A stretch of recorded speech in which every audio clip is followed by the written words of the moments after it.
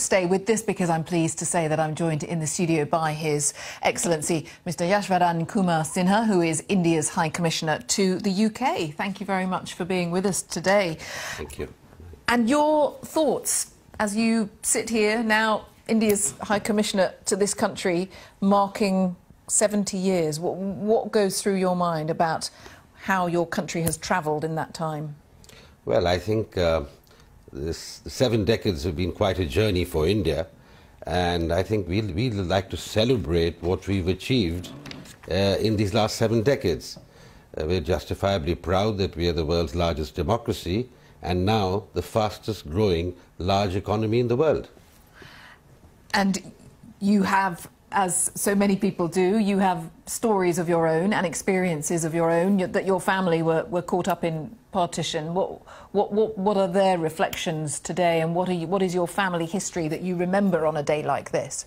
Well, my wife's family, actually, they're the ones who were really caught up. My mother-in-law was studying at the Lahore College for Women in Lahore, and she was evacuated and brought to Delhi just before partition. And my father-in-law's factory was burned down in Amritsar.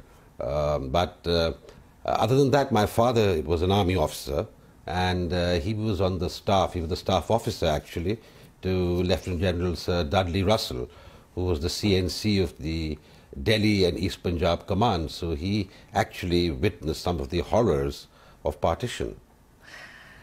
And you talk about how proud you are that India is the world's biggest democracy. Narendra Modi, of course, has been talking today. Positive language from him, as we would expect. But there are still enormous challenges, aren't there? And is there a recognition of that? Absolutely, because India is a country of 1.25 billion people.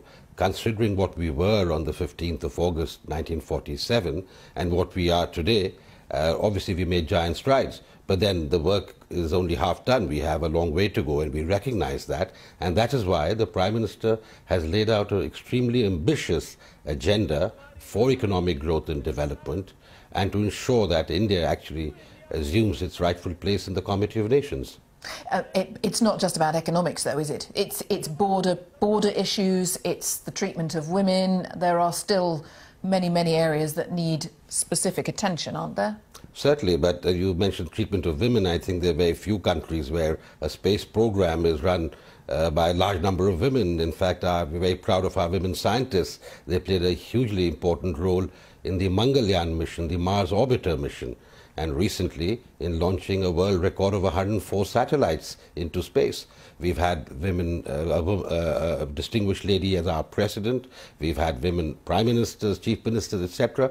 Well, of course, we need to do much more, but I think our law, in a very robust and vibrant democracy, takes care of the issues of any sort of discrimination. But that's a disconnect, isn't it? Because you've outlined fantastic examples of remarkable achievements by women, and yet there are so many who suffer sexual assault, who can't get help. There is a disconnect there, isn't there? But that is why the government is so actively involved in ensuring the safety and security of women and promoting schemes specifically targeted at uplifting the weaker sections of society, including women. What's your ambition for your country? Let's say for the next 10 years. What would you like to see in a decade from now if we were chatting? Well, that's a difficult question to answer. We are already among in terms of purchasing power parity, our GDP is now number 3 in the world. In terms of nominal GDP, we're in the top 7 or 6, depending on whether the pound sterling rises or falls. But I would certainly hope that India would be a prosperous country, a country where everybody is able to benefit from the fruits of development and growth. And that is exactly what the government is trying to do in India.